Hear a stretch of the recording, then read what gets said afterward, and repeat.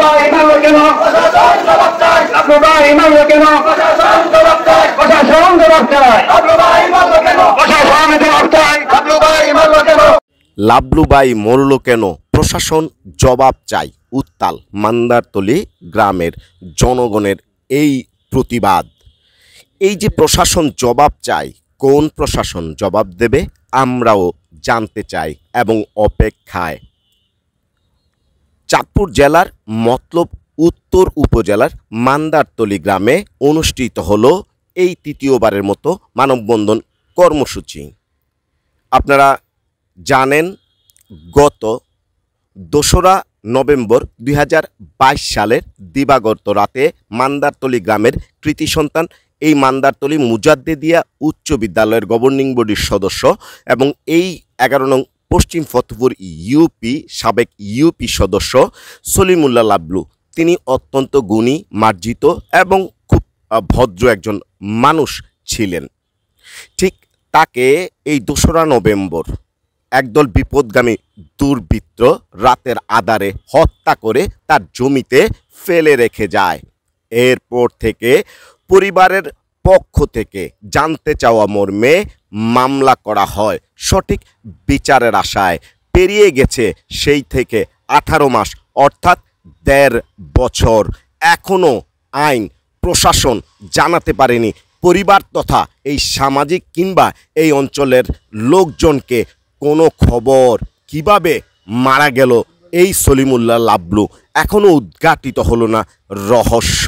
আজ এই তৃতীয়বারের মতো মানববন্ধন, যেটি অনুষ্ঠিত হয় মান্দারতলী বাজারে বিকাল বেলায়, তাদের পরিবারের পক্ষ থেকে এলাকাবাসীর পক্ষ থেকে সকলেই এই প্রয়াত সলিমুল্লাহ লাভলু হত্যার আজকে 1.5 বছর পেরিয়ে যাওয়ার পরেও কোনো সুরাহা বা কুল কিনারা না পাওয়ায় অত্যন্ত মর্মাহত। প্রশ্ন একটাই, তাহলে কি আইনের ফাঁকে বেরিয়ে যাবে অপরাধীরা? তাদের কি হবে না বিচার? জানতে চায় এই আজকে সলিমুল্লাহ লাভলুর যারা ভক্ত, শুভাকাঙ্ক্ষী, স্থানীয় এলাকাবাসী সকলেই। পাঠক, আপনাদের নিশ্চিত করতে বলতে চাই, আইনের গতি এত ধীর কেন? এখনো পর্যন্ত এই সলিমুল্লাহ লাভলু যাকে হত্যা করা হয়েছে তার পক্ষে সঠিক বিচারের আশায় যেই মামলাটি করা হয়েছিল, দ্বারস্থ হয়েছে প্রশাসনের, সেই প্রশাসন এই মৃত্যুর রহস্যের সূত্র এখনো করতে পারেনি উদ্ঘাটিত। কেন চাইলে কেন প্রশাসন এই সলিমুল্লাহ লাভলুর হত্যাকারীদের প্রকাশ্যে এনে দৃষ্টান্ত শাস্তি দিতে ব্যর্থ? সেটি এখন জনমনে শুধুই প্রশ্ন। আমরাও দাবি তুলছি, একজন মানুষ, একজন নিরপরাধ সামাজিক ব্যক্তিত্ব, গুণী, গ্রহণযোগ্য এবং মিষ্টিবাসী সদালাপী এই মানুষটি কোনো প্রতিপক্ষের শত্রু হতে পারে না। তাহলে যারা তাকে শত্রু বানিয়ে এই পৃথিবীর ওপারে পাঠিয়ে দিয়েছে তাদের ইচ্ছে মতো কেন, সেটি জানতে চায় এই এলাকার আজকে ক্ষুব্ধ যে জনগণ।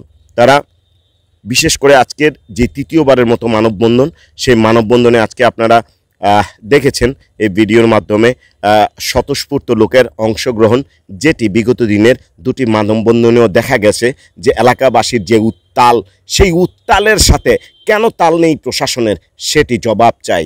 এভাবে নীরব থাকতে পারে না আইন, এভাবে চুপসে যেতে পারে না।